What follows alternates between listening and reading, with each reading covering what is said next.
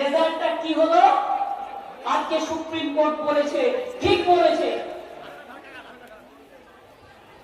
আপনারা কি জানেন না সিবিআই করেছে, যারা আন্দোলন করেছে তাদের বিরুদ্ধে, এনআইএ করেছে, বিজেপি এটা গেম প্ল্যান জেনে রাখবে। তৃণমূলের সরকার চান, আপনাদের ঠিক করতে হবে। যদি আমার